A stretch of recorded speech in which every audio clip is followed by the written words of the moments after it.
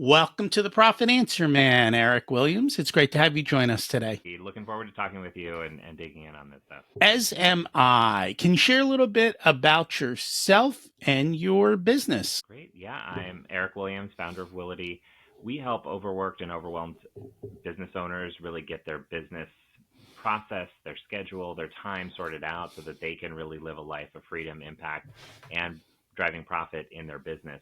A lot of the time we work with businesses who have their, founder, CEO, entrepreneur is overworked, overwhelmed, burnt out, and can't quite figure out how to get over that next hurdle, get extricated from working those 60, 70, 80-hour, 100-hour work weeks, and just feel like they're slowly in this kind of decline spiral and don't know how to reverse that and get back on track to being able to delegate, systematize, automate parts of their business so that they can grow. I'm guessing more often than not, they're the problem. Yeah, you could say that.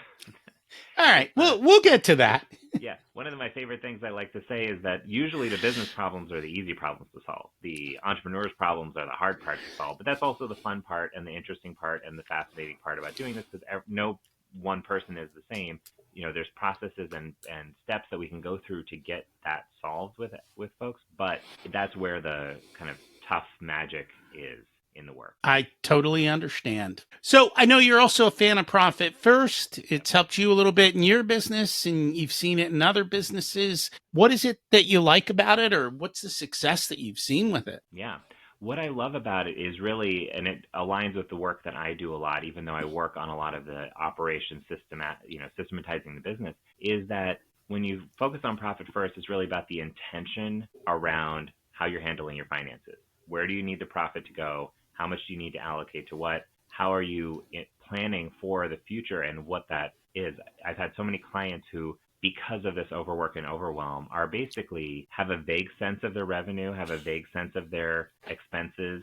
They're keeping things under control in a vague sense, but they really just don't know their profit margin, how to maximize their profit, how, where that's going, other than perhaps paying their mortgage, paying their rent, making sure their staff expenses are covered. It's all just kind of vague understanding of where all these things are going, rather than the intentionality about, what do I need out of this profit? Where do I need to allocate it? What do I need for the lifestyle that I want? And while I focus more on the time side, it absolutely comes into play when you're being intentional about the business that you're building. Very much so. And if you are not clear about the money, well, the money won't be clear to you. It'll kind of disappear. And you'll be like, wait a minute, I worked hard and I sold all this stuff, but where's my take? Everyone else got paid in the business except me. And that happens all too often. And that's what, Profit First can solve it. But you have to make changes. And I think a lot of times people don't know what change they need to make Profit First work in their business, because it'll work in any business, but it's the struggle of figuring out how to make it work for you. And I have noticed that in a lot of times. Yeah. And that's so true, Rocky, because getting the shifts that you need to make in your business, a lot of the time they could understand, read a book about Profit First, kind of understand it in concept, but the shifts that they actually need to make in the process, how they're handling their finances, what's coming in, what's going out, and even if they have the plan, they have to actually execute it, right? They have to put it in practice. They have to be disciplined about it.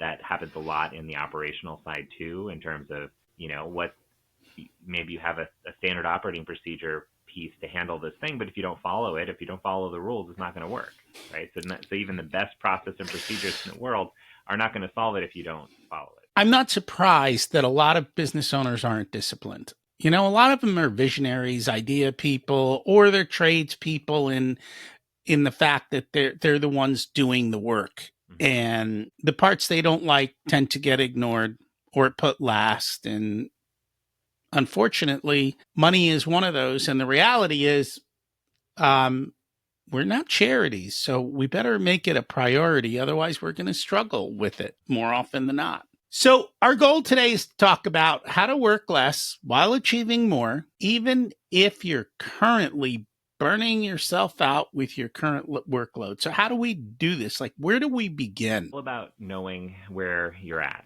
That can be a difficult thing to do. I've had plenty of business owners who basically want to close their eyes and say, oh, nothing's going on, nothing's wrong's going on. Or they have an employee who they've kept on payroll for years, who's, maybe a salesperson who's never made any sales, and they're just scared of these difficult conversations. And that's usually where things start, is we need to have, real open and honest conversation about where things are in the business, where your time's going, and just take the embarrassment out of it, take the shame out of it. A lot of the time, we talked about business owners being their own worst enemy, and it's true, because the emotional side of it, even though we don't think that we're driven by emotions, we absolutely are. And those things that we choose not to deal with, that we want to put on the sidelines, are driven in part by strong emotions that come up during those moments as well. So you have to take a look. I say all this to say we need to do an assessment of where your business is, where your time's going, what's driving revenue, what's not driving revenue, what parts of this process are just not serving you anymore, and just do that internal investigation to understand what's going on. Because you can't, if you don't know what's there, we can't make a plan about what to do with it moving forward. Curiosity, how do you figure out where their time is going? Because most people don't have time logs. They just know I show up early in the morning and I never stop. Yeah. We use a couple of different strategies. Sometimes people want to do things slightly differently. Everybody has their own personality. Also worked with plenty of self-described ADD, ADHD business owners. You talked about visionary business. Those aren't necessarily the same things, but visionary business owners want to do the work, want to do the next thing, want to do the next step. And so a lot of the time, having someone there watching, not watching 24/7, but creating some kind of accountability, doing some kind of, time audit, whether it's writing down, what's going on every 15 minutes, half hour, just to start to get the sense of those things. Because I've talked to plenty of people who say, yeah, I spent a couple hours doing this thing. I spent an hour doing this thing. I did, maybe I did this, and this. And we actually go into the details. There was like another whole hour in there that they kind of started and glossed over in the day. Like, unless we know really what's going on and get the detailed version, that's dealing with reality, not dealing with your imagination of what happens on a day-to-day basis. We need to deal with the reality of what's going on. I had one client who was we did this, and she was amazed at how many calls and texts she was dealing with through the day. Like, she never even realized. I mean, she knew that she got texts and emails and calls all day. But when we actually did the granular look at what was going on each day, she's like, wow, this is 2 hours of my day that I'm fielding calls from different people on my team. Would never have said that. I would said maybe it's 15 minutes, 20 minutes. It's those types of things where we don't really, unless we get into the details, a lot of folks don't realize exactly where their time's going. And that makes it hard to make good decisions about what to do next if you don't know what the reality is of the situation. Are there other surprising things that tend to pop up when people do the time audit? Yeah. Well, there's a couple other things. While people frequently say they're overworked, usually there's a big chunk of time that's getting sucked into things that are not particularly effective or productive. And it's fine. If people want to browse on their phone, that's fine. But it's not those types of things. If you need that disconnect, that break, break from work to just scroll mindlessly on your phone, at least be aware of what you're trying to solve for. Usually that I like that example, because that's usually just a mindless activity. And it's not particularly rewarding. We're essentially just disconnecting for a while. But there's that. People don't really realize how much time they're spending on social media, even when they're overworked, because they just need this kind of release. They need this kind of pause in their day because they're so overwhelmed. But it's not refreshing. So these are the type of things that we can rework into more effective kind of coping strategies, shall we say, that give you more relaxation, more recovery, but you have to be disciplined about when things go where. And just like anything, when you're trying to change habits and behaviors, you have to start small, one step at a time.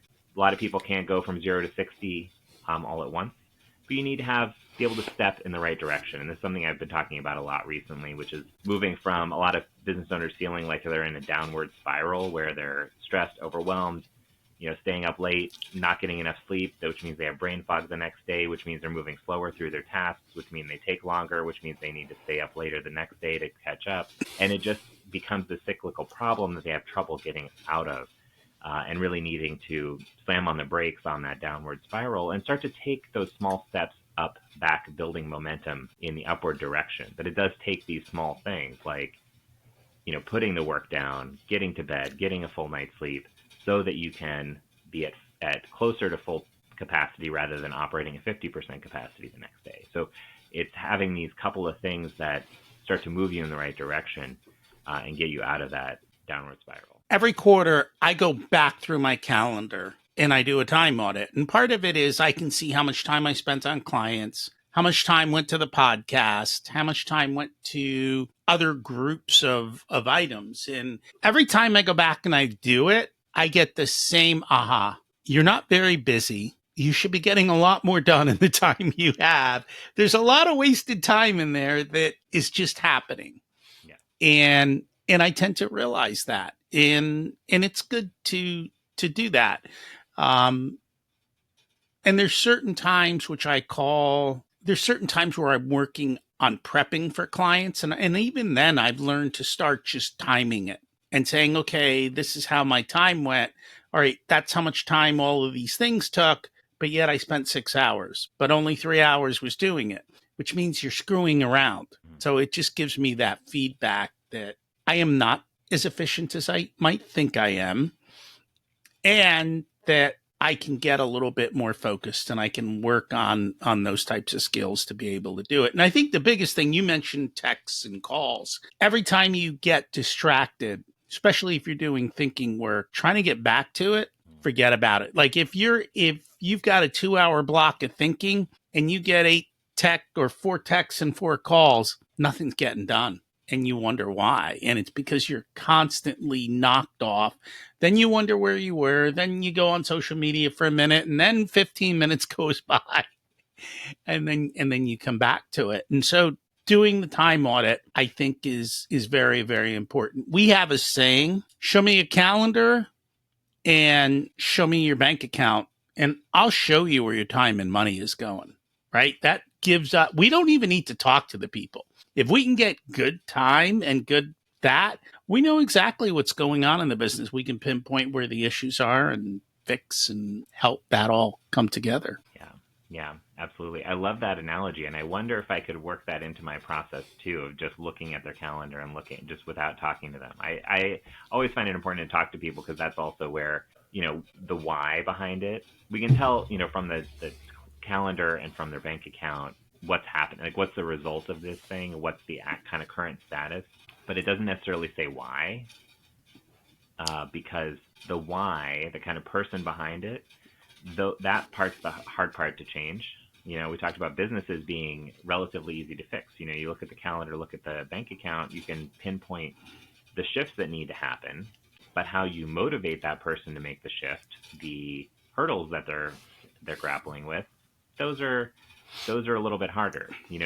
People know, for example, how to lose weight. It's not a mystery. Why is it so hard for people, right? Same thing with a lot of these things in business. That's why people chase this one quick fix in my business, this new technology tool will solve my problems, because it's, the bright, shiny object. But what's really challenging is that what you need to do day to day, week to week, building new habits, building new behaviors, building new practices in your business and with yourself to kind of hold you accountable and move you forward. Because it's not like people don't necessarily know how to build a more profitable business. Some of it's new, but none of it's novel. People have been building businesses for thousands of years. It's not, without any tools and technology, without AI, without all these things, and still building massively successful businesses. So why is it so hard for people to do now? Well, there's 1,000 distractions. It's hard to prioritize. As you said, the distractions, if you look at someone's calendar, you can see where their time's going. But how do you shift that into where does it need to go, and how do they stay with that? And you don't have to have, Rocky, you talked about not necessarily having the most. I also have those moments. I can own up to it where there's some clients, some areas of the work I have not delegated yet, and some of it I don't love, and sometimes it takes longer. Like it's just kind of a natural behavior, and you can identify that and fix it, put those practices in place to mitigate that. But that also doesn't mean you shouldn't build in free time that you shouldn't have the downtime that you need. People don't have to be just this money-making profit machine. They can if they want to be, but it's also about balancing. That's, I think, where the alignment about being intentional about your time. Where do you want your time to go? Where do you want the the hours that you have allocated for work? How do you want those to be effective? How much time do you want outside of work to recover, to be in shape, to spend time with your kids, spend time with your spouse? Here I am thinking the whole time, for a lot of people, if you looked at the calendar, you wouldn't see anything, which is the first problem. They have no schedule, right? They have no order and discipline to their time. In the same way, you ask them for their P&L and they go, we don't have books. Yeah. You have no order and discipline to your money or your time. And the reality is, well, you tell me, how many people, if you said, hey, show me your calendar, would have a calendar that at least showed 50% of their time of what occurred? So that depends on the type of business I'm working with. That's Sometimes true. people are overloaded with meetings, so you'll see those very clearly in the calendar, right? Mm-hmm. It'll just be blocked. It'll be meeting, Zoom, all day long. That's a different problem. But there's also people who are kind of going from intuition. They're holding a lot of stuff in their head. That's something I get into with a lot of business owners as well, is they're essentially holding all their meetings in their head. They don't operate off a calendar. They do have a fairly good memory. It's just that it's overloaded because they're keeping track of that. They're keeping track of all of the invoices that need to go out just in their head. They have like all these numbers, all these details. They remember the quotes that they sent to their clients. They can recall them, and they've been operating that way for a long time. But it can't scale because especially when you get overworked and tired, your brain just works less well, and it's harder to recall those things and harder to get organized. But yeah, so it really depends. Sometimes people have an organized calendar and it's just full. That's a different problem. And they need to solve that. Other people are operating totally outside of a calendar and just keep everything in their head. And that means they're kind of maxed out on their capacity because they need to systematize these things and get them someplace in a way that works for them. Not everybody can do time blocks on their calendar. Doesn't mean they shouldn't model what that looks like, but adapting that into the behavior that they can follow. It's like the diet plan that you can follow is better than the best diet plan out there, right? It's all about what you can do, what you can follow, and those small steps you can take to get there. And I agree with that. And a big part of what we talk about, and I do it for me, but I'm not the person that teaches others to do it. But everything that can be systemized should be systemized first, right?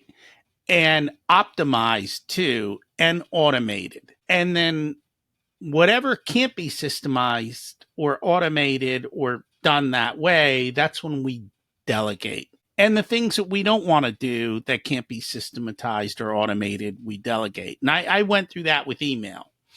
I would get all these emails all day long. I was just trying to keep on top of email.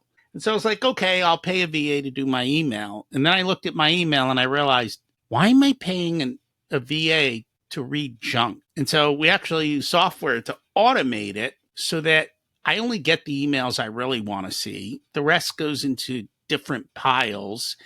And that kind of systematized it. And now I don't have to worry about paying somebody to do it. The software was a fraction of the cost of a person.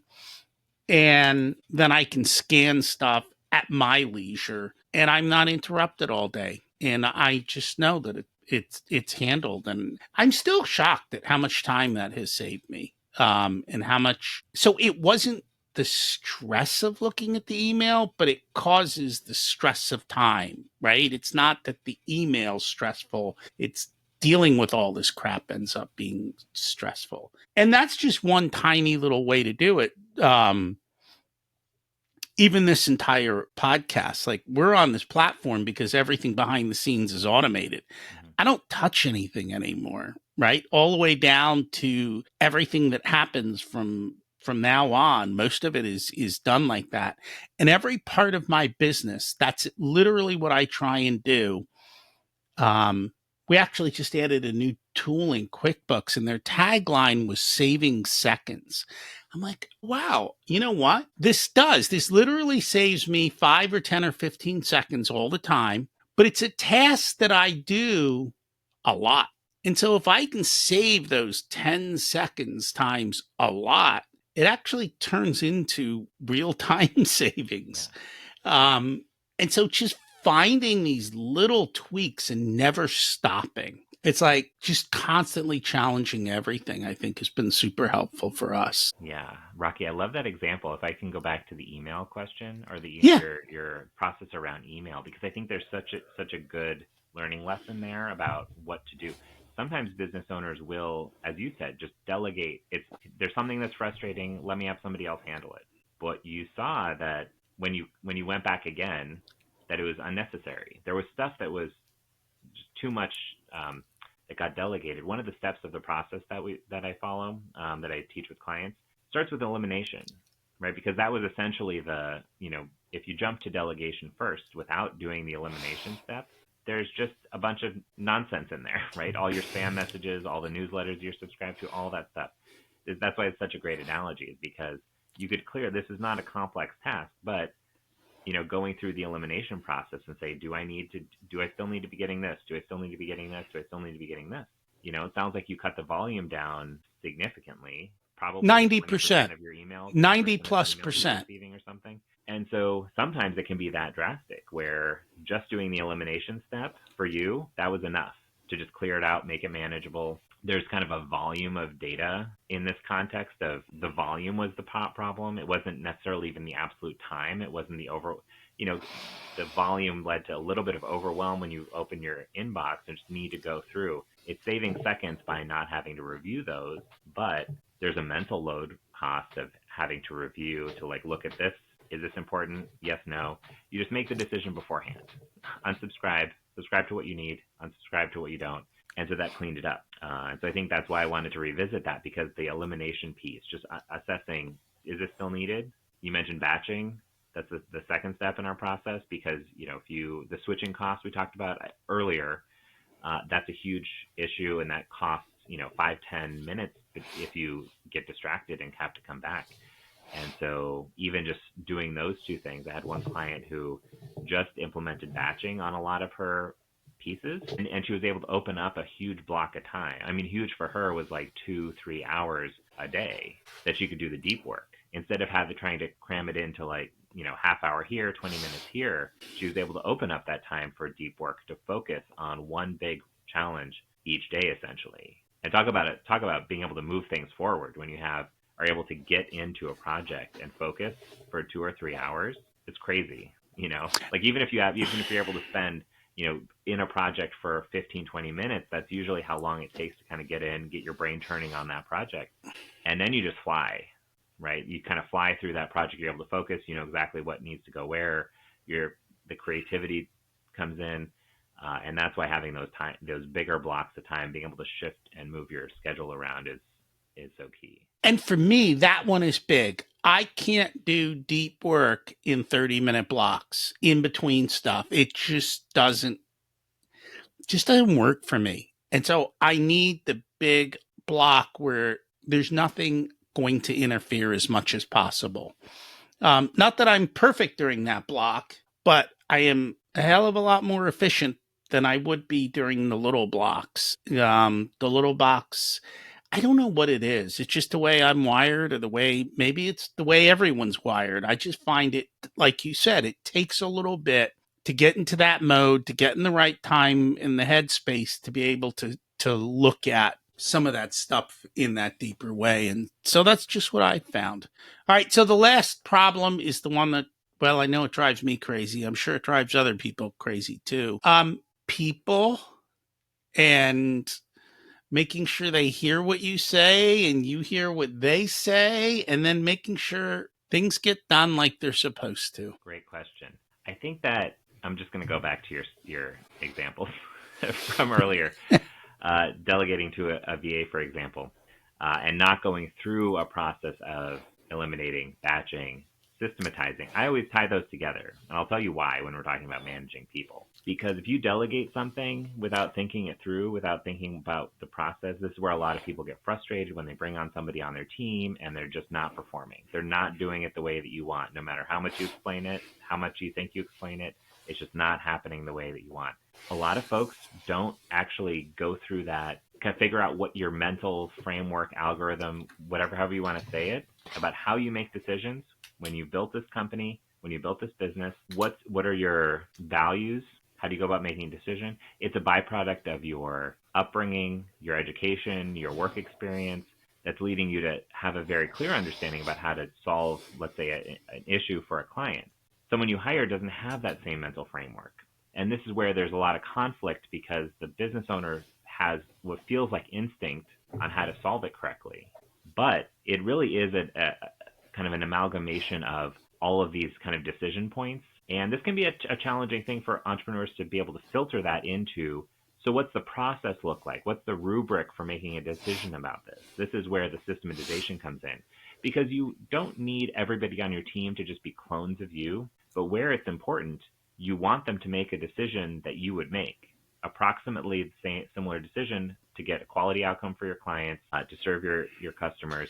You want to show up with that kind of values framework that they can make decisions based on. And that can be challenging to pull out exactly what's going into that framework and to be able to communicate it. So sometimes it's in explicit communication. Sometimes it's in terms of what gets reported, what's getting measured out of this, so that the person you're delegating to understands where the value is, where they need to focus, where they need to prioritize, and so that you as a business owner can get that report back and see and have the indicators of they did it correctly without having to go deep into the project and look at the whole thing.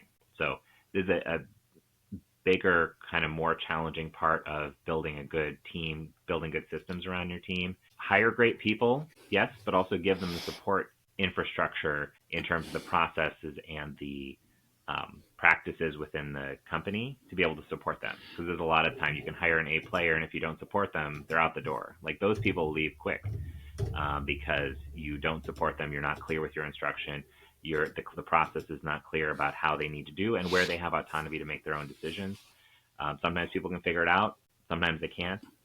Sometimes they don't feel like they have the autonomy to. So business owners, white knuckling the whole business and holding on very tightly to everything. And so that's what I have to say about leadership and how it ties into the systems and the process around building this out. Is you need to be able to systematize the roles, scope it out, understand exactly what the process is going to look like, where they have leeway, where they don't, how it aligns with the rest of the business. And part of that is picking the kind of person who can follow the process. Some people can't.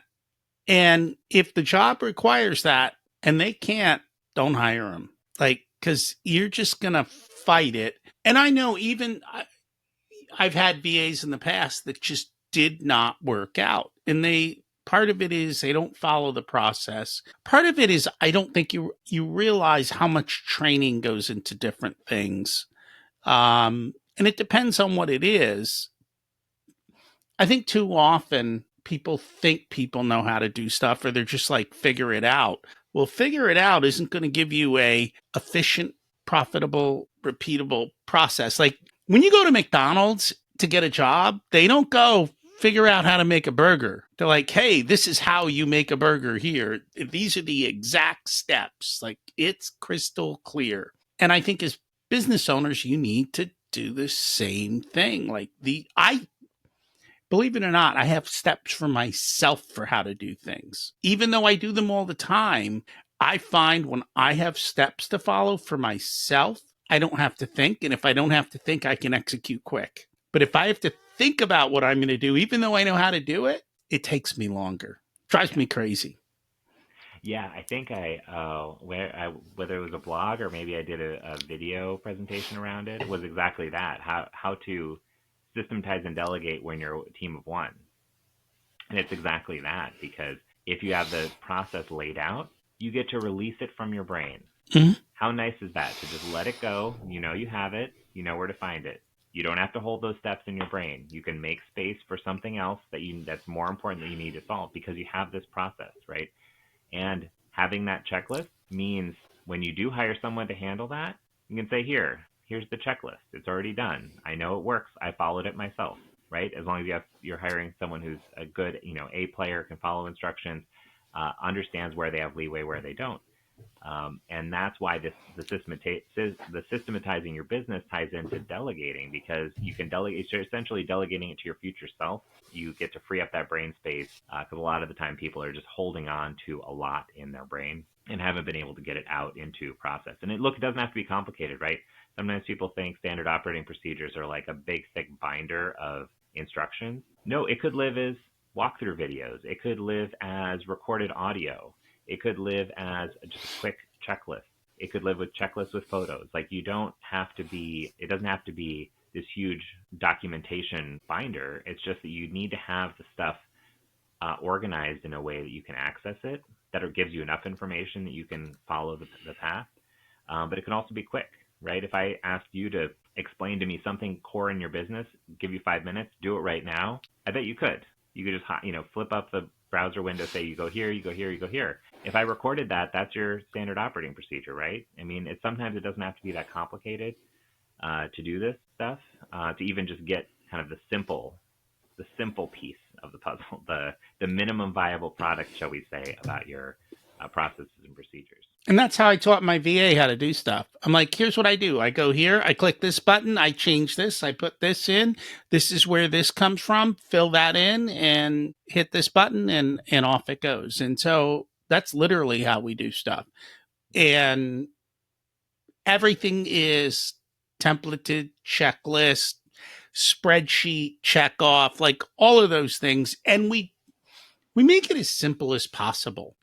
I don't want to complicate things. And I think people make things overcomplicated instead of just keeping life as simple as it can possibly be. If people would like to learn more about you, check out your site, where can they do that? Yeah, so my website is willity.com, Willity.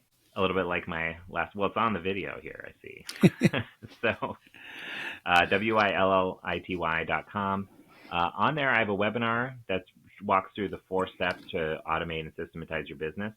And that's available at willity.com/watch. So that's really the best place for people to plug in and reach out. I always offer a consult for anybody who's having these challenges in their business, whether it makes sense to work together or not. Happy to dig in, understand what's going on in your business, and point you in the right direction. And sometimes that means folks want to work together to solve it. Great. If not, then we'll send them on their way with a plan and a step-by-step process to follow into the future. Awesome. Thank you so much for joining us, and we'll make sure to put that in the show notes. Great. Sounds great, Rocky. Great talking to you this afternoon. Thanks for listening to this unedited video of the Profit Answer Man podcast. If you'd like to catch the full episode and learn more about what we do, check us out at profitcomesfirst.com. We also go through the Profit First book in each and every chapter in the beginning episodes of the podcast, so check those out as well. Thanks for listening, and here's to you having a more profitable and growing business.